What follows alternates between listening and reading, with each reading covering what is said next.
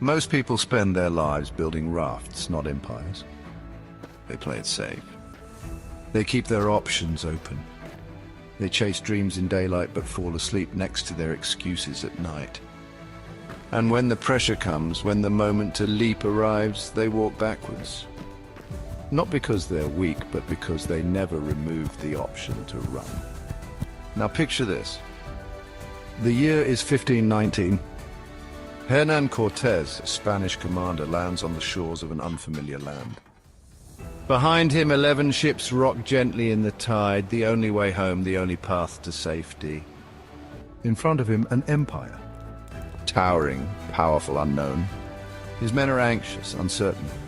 They know the odds. And then Cortés gives an order that will echo for centuries. Burn the ships! Not guard them. Not wait and see. Burn them. He knew something we often pretend isn't true. As long as retreat is an option, you'll consider it. In your weakest moment, you'll take it. So he removed the choice. No return. No second thoughts. No way back. And what happened next wasn't magic. It was commitment under pressure. A small army outnumbered, outmatched, and unstoppable. Within 2 years, they achieved the impossible. But the victory didn't begin with the battle. It began with the fire. With a man who looked at comfort and burned it to the ground. Because sometimes the only way to move forward is to eliminate backwards. This isn't a history lesson. It's a mirror. And if you look closely, you'll see yourself standing on your own shore, with your own ships behind you. They don't float on water, but they exist. You know them. The job you say you'll leave when the time is right. The project you'll start when things settle down. The dream you'll chase when you're more ready. But the time doesn't come. It never does. Because you don't need more time. You need fewer exits. Every time you leave the door cracked, your mind hesitates. Every time you give yourself a way out, you slow down. You drift. You delay. And one day you wake up and realize you never left the shore. So, let me ask you now, what are your ships? What have you built for safety, disguised as strategy? What have you kept alive, not because it serves you, but because it spares you from the truth? You don't need to answer out loud, but you do need to answer honestly. Because if you want to rise, to change, to break through, there is a moment that must come first. A moment where you stop thinking about what might go wrong and start asking what might never happen if you don't go all in. Burn the ships. Become the fire.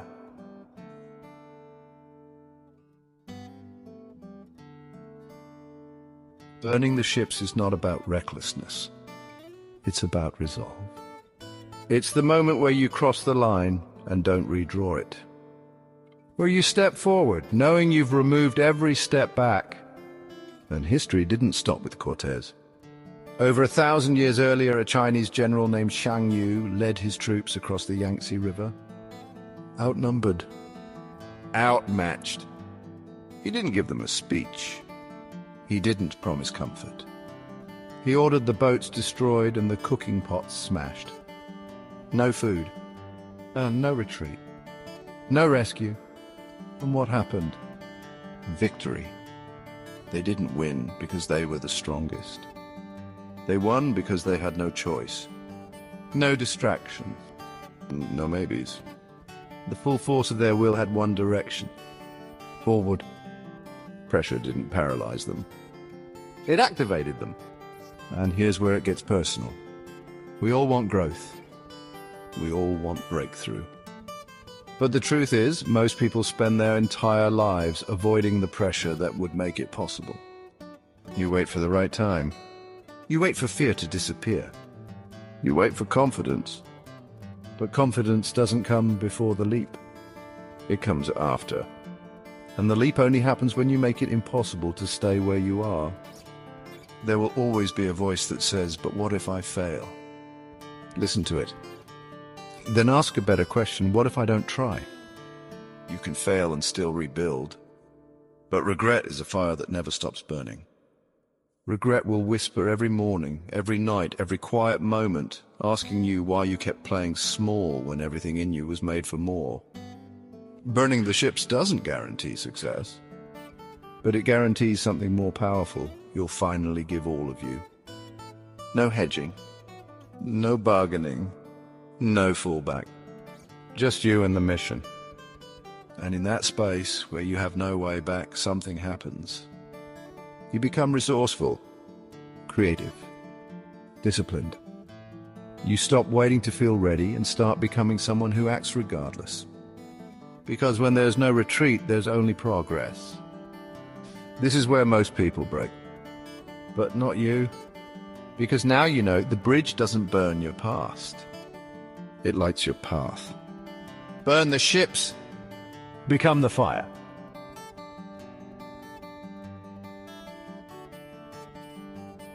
There comes a moment where belief must become decision.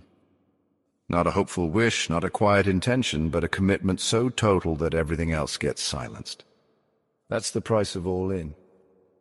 And few have paid it like Sylvester Stallone. In the 1970s, Stallone was broke. Not metaphorically. He had no car, no money, no steady work. He sold his dog to eat. But he had a script. A story called Rocky. And he believed in it so much he didn't just want to sell it, he wanted to be it. When studios offered to buy the script, they made it clear someone else would play the lead. Stallone could take the money, walk away, and never struggle again. But he said no. He said no with nothing in his pocket. He said no while sleeping in bus stations. He said no until the studio finally said yes. Not because he had leverage, because he had conviction. And Rocky wasn't just a movie. It was a global phenomenon. 3 Oscars. An icon was born, not from luck but from refusal. From a man who burned every easy option and put himself in the line of fire with nothing to fall back on. That is the price. And that's what most people never pay. Because going all in doesn't feel smart. It doesn't look safe. It strips you of excuses and covers and makes you stare directly into the face of your own resolve. But it's also the moment when everything shifts. Not because the world makes room, but because you stop giving yourself reasons to retreat. When you go all in, you work differently. You show up like there is no second take. You stop dipping your toe and start swimming like your life depends on it, because in some ways it does. And yes, it will cost you. It might cost you comfort, predictability. The image you've maintained to keep others comfortable. It might cost you the applause of people who don't understand why you've changed. But what you gain is clarity, strength, focus, and freedom. Because the second you remove your own permission to quit, your identity begins to transform. You stop becoming someone who's trying to make it and start becoming someone who must. Who will... This is not a call to be impulsive. It's a call to stop pretending. You already know what you want. You already know what you're capable of.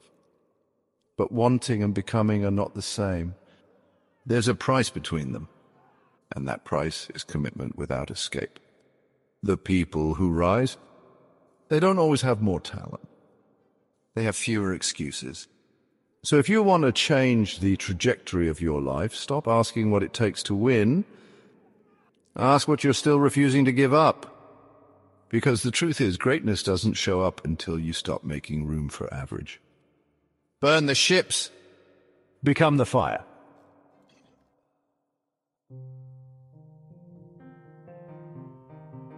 We like to think of courage as emotional, as something that comes from the heart.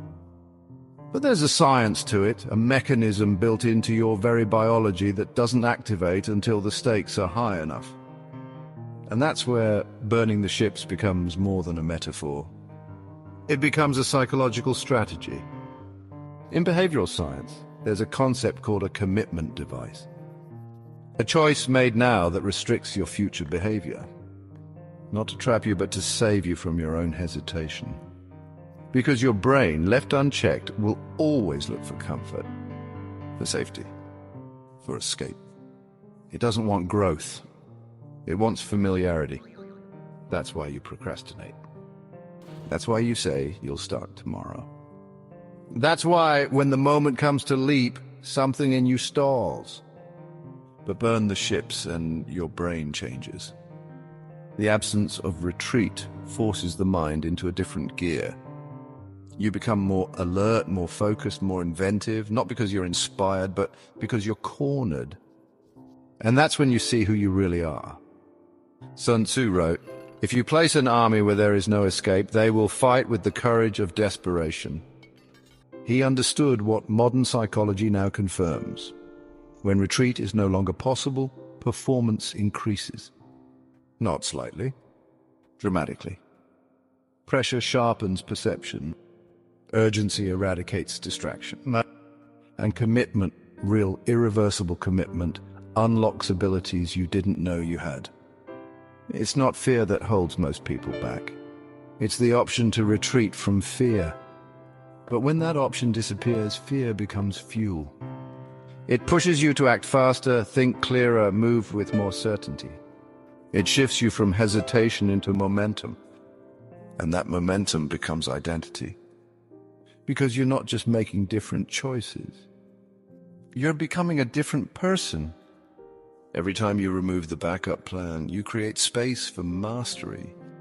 Every time you eliminate the safety net, you build a stronger core.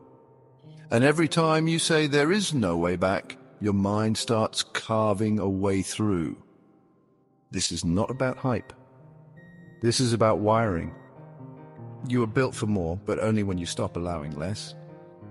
So if you're tired of drifting, of waiting, of starting and stopping, of almost becoming what you know you are, then remove the retreat. Make it final. And let your mind, your heart, your body align with one unshakable truth. Burn the ships. Become the fire.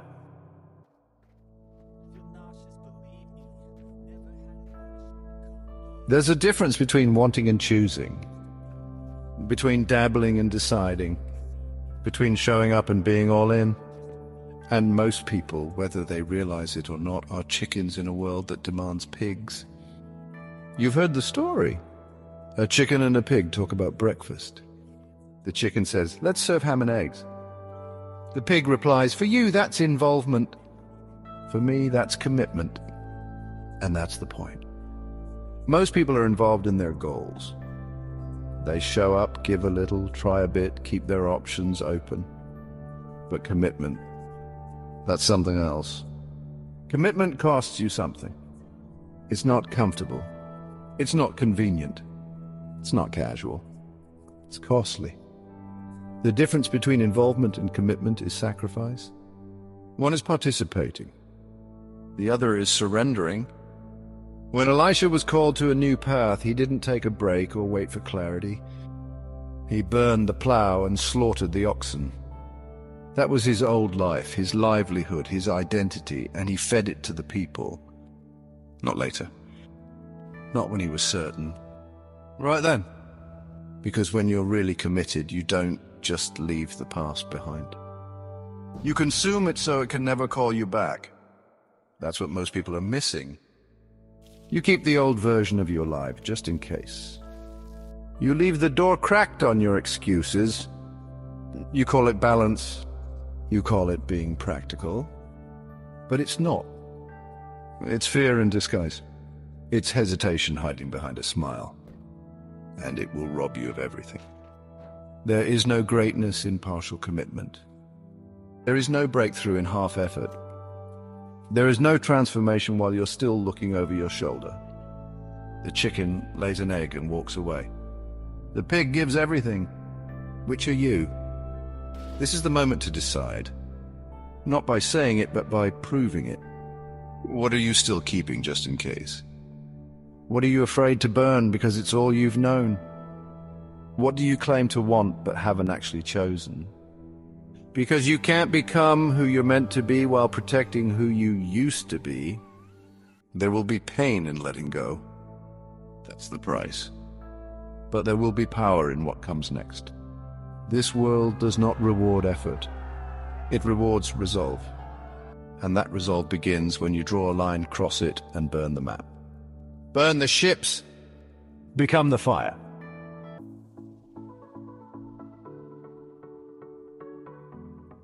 Some people will still say, sure, it worked for warriors and movie stars. But does this really apply today? In business, in modern life, in the real world? Yes, and it always has. In 1994, Jeff Bezos was working on Wall Street. He was respected, comfortable, set. But he had an idea. A bookstore that lived online. Risky, unproven, and ridiculous to most of his peers. He could have stayed. He could have eased into it, but he didn't. He left it all. He drove cross-country, started Amazon in a garage, and never looked back. He didn't keep a foot in finance. He didn't try it part-time. He burned the ships. And look at the result. Or consider Netflix. At the peak of their DVD by mail success, they made a decision most companies wouldn't dare to make. They pivoted fully to streaming. They abandoned the very business model that built them. And people thought they were insane. Blockbuster laughed. But Netflix wasn't trying to survive. They were trying to lead. And to lead, they had to let go of everything that no longer aligned with where they were going. Blockbuster clung to what was safe. Netflix burned it. You know how that story ends. And then there's Kobe Bryant. From the time he was a teenager, he didn't flirt with excellence. He married it. He wasn't interested in basketball. He was committed in every sense of the word. Early mornings, late nights, obsession. He didn't believe in Plan B. His actions made that clear. That's the thread between them all. Whether in business, sport, or creativity, the greats don't hedge. They don't linger in the hallway of maybe. They choose, they commit, and they remove the option to backtrack. It's not the tools. It's not the luck. It's the decision. To burn the fallback. To step into discomfort. To go beyond involvement and embody identity. You don't need to be Bezos or Kobe, but you do need to stop pretending your indecision is wisdom. It's not. It's avoidance. And it's costing you. Because right now you have something in your life that you've been dancing around. An idea, a calling, a vision. You've talked about it. You've maybe even worked on it, but you haven't decided. And that decision is everything. Burning the ships isn't about running from fear. It's about standing inside it until the flame turns into focus. So stop waiting for someone else's permission. Give it to yourself. Burn the ships. Become the fire.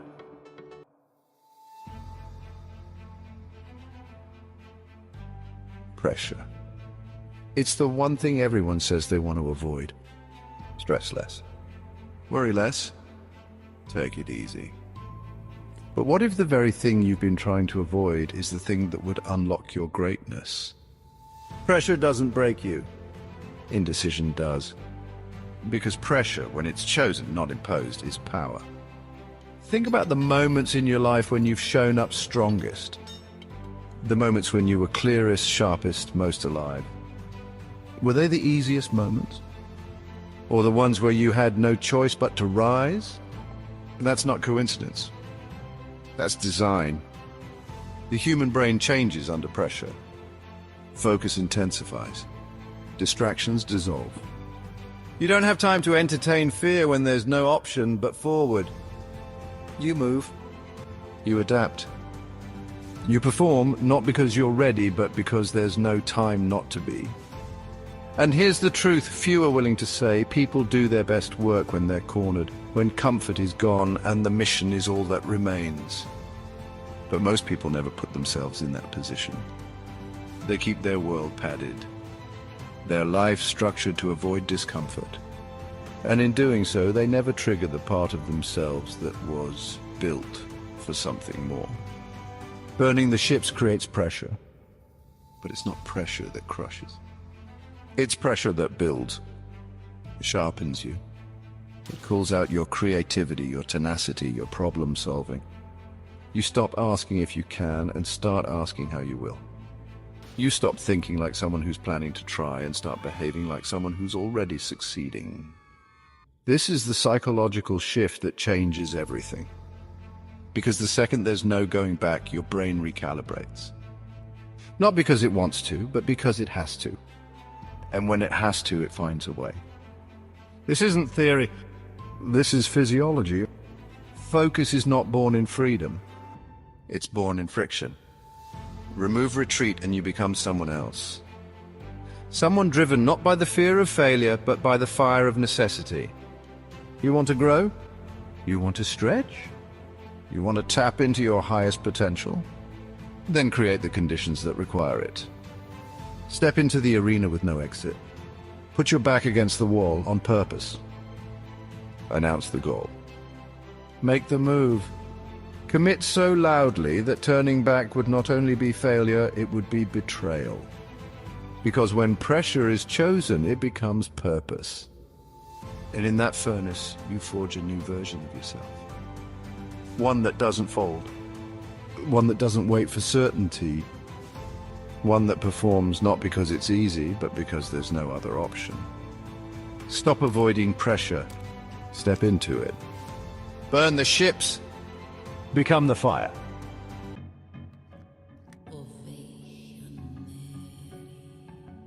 They told you to have a plan B. To be responsible. To be smart. To make sure, if all else fails, you've got something to fall back on. But here's the lie buried in that advice. If you're always preparing to fall, you'll never truly rise. Plan B isn't safety. It's surrender in slow motion. And the more energy you give to it, the more power you drain from Plan A. You don't need a net to catch you. You need a reason to fly. And here's what no one tells you. Your safety net is what's making you sloppy. It's why you don't wake up early. It's why you hesitate when things get hard. It's why you say, I'll give it everything, but secretly hold back just enough, in case you need to retreat. But the problem with the safety net is that it works both ways. It doesn't just catch you when you fall. It holds you back when you try to jump. You call it balance, maturity, preparation. But deep down, you know the truth is fear. Fear dressed up as wisdom. And that kind of fear is clever. It doesn't yell. It whispers. It tells you you're doing the right thing. It tells you you're being smart. But it's lying to you. Because the second you create an exit, your mind will use it. When the struggle hits, and it will, when momentum fades, when progress slows, that's when you'll start glancing back. Not with intention, but with instinct. Because you left the option there. And your brain remembers. Burning the ships isn't reckless. It's necessary. It's what breaks the loop of almost starting, almost committing, almost living. Will Smith said it best. There's no reason to have a plan B because it distracts from plan A. And Arnold Schwarzenegger built his life on it. Forget plan B. You have to operate without a safety net. Because it's only when you make failure unacceptable that you give success everything you've got. If you're still holding on to something, anything as your backup life, it's already costing you your real one. So whatever you've been saving, just in case, it's time. Let it go. Burn the comfort. Burn the compromise. Burn the belief that you need a way out. You don't. You need to step in fully. You need to remove the cushion so you finally learn how to land on your own 2 feet. And when you do, you'll discover something extraordinary. You never needed the net. You just needed the decision. Burn the ships. Become the fire.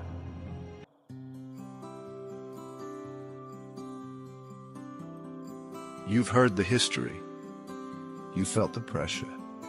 You've seen the proof. But none of that matters unless you decide right now that this isn't just a story you listen to. It's a story you step into.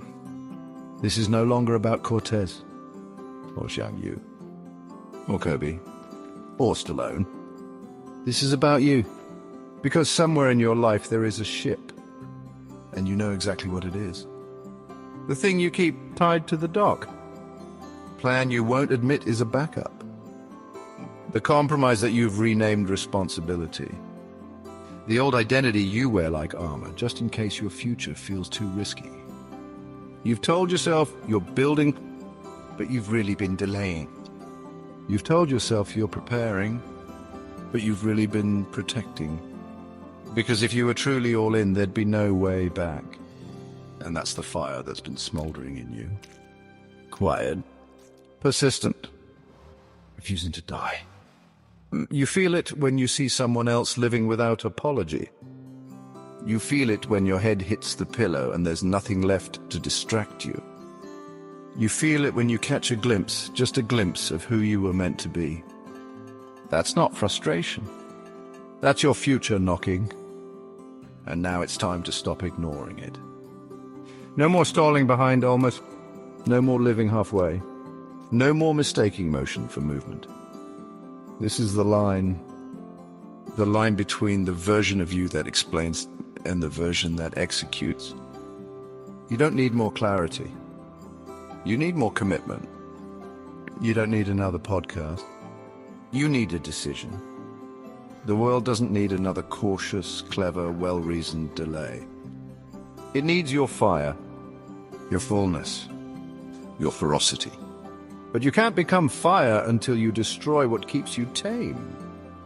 So, take a look behind you. What are the ships you've kept hidden, pretending they're necessary? What comfort are you still calling wisdom? What fallback are you still justifying as strategy? What lie have you repeated so often you've started believing it's the truth? Burn them. Burn them not out of anger, but out of clarity. Burn them not because you hate the past, but because you honor the future too much to keep delaying it. You want to know when the shift happens? It's not when your circumstances change. It's not when someone gives you permission. It's not even when you finally feel ready. It's when you decide that the next step must be forward and everything else must go. This is your fire. You've waited long enough. You've held back long enough. You've doubted long enough.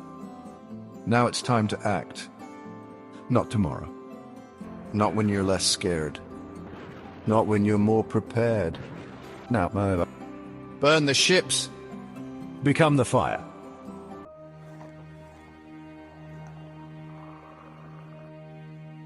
This is it. Not a theory. Not a metaphor. A moment. A point of no return. Because if you've made it this far, it means you're not interested in living a life of half-promises. It means something inside you is waking up. Something raw. Something real. Something that refuses to be boxed in by fear any longer. So here's what's left. Burn the excuses.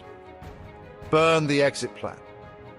Burn the story you've been telling yourself about why you can't. Burn the comfort that keeps sedating your calling. Burn the approval of people who were never meant to understand your path. Burn the waiting. Burn the smallness. Burn the version of you that would rather stay safe than be seen. Burn the ships and become the fire. Not the spark. Not the smoke. The fire. The force that rises from everything you've let go of. The heat that makes people turn their heads and say there's something different about them. The flame that doesn't flicker when it's windy, but roars louder. This is not where you pause. This is where you go. This is not where you whisper your goals. This is where you declare them. Because you are not here to be cautious. You are not here to test the waters. You are not here to keep a lifeboat tethered just in case you change your mind. You are here to decide and to leap. Close every exit but one and run through it with everything you've got. Because what's waiting for you is not guaranteed. But neither is regret.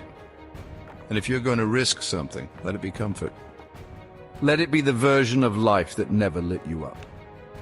And walk forward step by step, heart pounding, breath steady, not because you're certain, but because you're committed. No retreat. No surrender. No more safety nets. No more rehearsals. Burn the ships. Become the fire.